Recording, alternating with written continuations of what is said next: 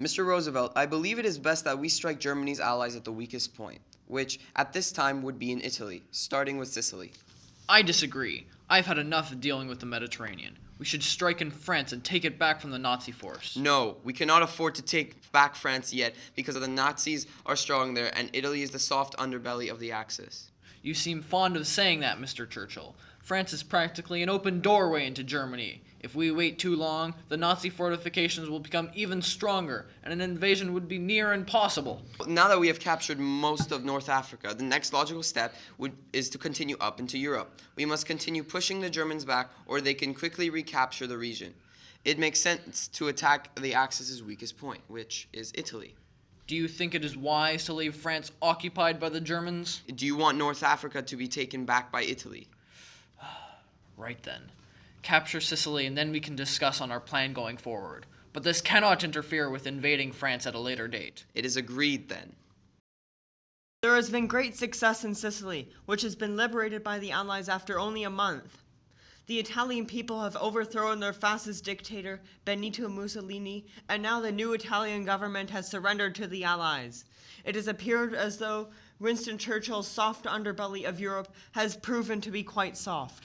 Churchill and Roosevelt are now currently in Quebec deciding next steps and are expected to agree to continue to invade Italy, which could be the key to defeating the Nazis. All right. The plan for today is to take the Piazza San Francesco. We are almost 2/3 of the way through Ortona. This is going to be different from the tactics that we've used up until now.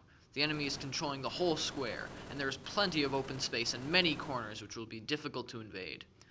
We will capture the 2 buildings on the first side using the usual tactics, mouse holing and so forth. And then we will take the school. It's a long and narrow building which we will have to attack the side, since it's only the side we control. To do this, we will position 3 tanks on the side of the building and blast down the wall and provide smoke for this first section to go into the school. From then, we will carry on into the hospital. Any questions? When do we start? We invade the 2 sides of the building as 0800. Which is in 20 minutes. Any other questions? No, sir. 3, 2, 1, fire! Go, go, go! Commander, the Germans have put up quite a fight, and it took us several hours to finally secure the position, but we believe that we have searched through the whole building, and it is now secure. Roger that. Tell all sections that we will go ahead capturing the school at 1100 hours. I can't believe that we are fighting on Christmas Eve. When I enlisted, I never realized what it would be like fighting through the blistering hot and the freezing cold, the middle of the day and the dead of night, no matter the weather, no matter the day. It's true, but this battle has been far worse than any of the others. We have been fighting in a very small town for 5 days, and we've only made 2/3 of the way through. I don't know why the Germans are determined to hold on to this so much to cause so many casualties on each side. I don't see what is so important about this town to them either. Frankly, I don't know why this town is so important to us. Perhaps it's because it might be an important seaport for the Nazis. Seaports such as this would be important to gain back all the land lost in Italy and North Africa. Still, I agree with you that this town was not worthy of the site of a mini Stalingrad. Whatever the reason, it must have been important enough for the Nazis. They wouldn't waste their troops on a town of no importance. Anyways, I think we should get back to work. Agreed. Tanks in positions! Ready, sir! Fire! Do we need smoke cover?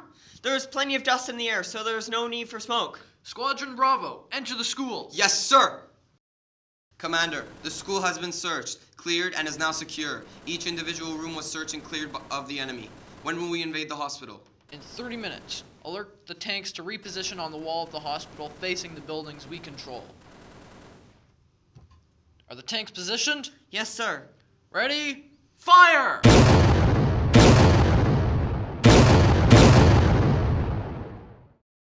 Commander, there are civilians hiding in the hospital. Suspend the attack. How many of them? I can't tell for sure, but it looks like at least 30 that I can see. Probably more. Make sure all the civilians escape, through our side or the German side, and then we will take the hospital. It looks like there may be hundreds in there. After fighting in this town for so long, I almost forgot that people used to live here.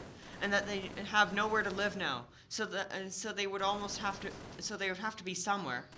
It just never occurred to me that they would still be in this godforsaken town. I can't imagine how much their lives must have changed. Our lives have changed greatly, but at least we can go home, and we still have a home.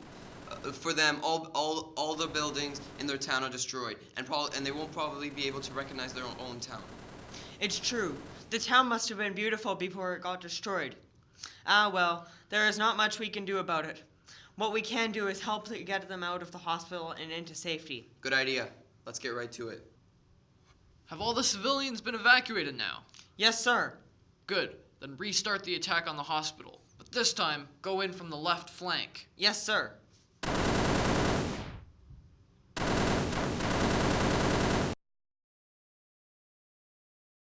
What's the status report on daily casualties? 12 confirmed kills, sir. I don't know how many civilians are killed or injured in the attacks. There must be dozens. Poor souls. Sir, I've got 14 confirmed kills. Lieutenant Jackson and Wayne were both hit by the Kraut snipers. Wasted, I tell you. Completely wasted. It's hell out there. I don't know how many more troops we can lose. The Germans can't have their whole army here. They'll run out of troops soon enough. We just have to last longer than them. Well, we're going to try a new tactic. The 6-pound artillery guns just came in. We're going to aim them right in the center of the German-controlled squares, and then attack them while they're still dazed and confused. The shelling will start at 0700 tomorrow morning, and we'll move in at 0715. Say your prayers, boys.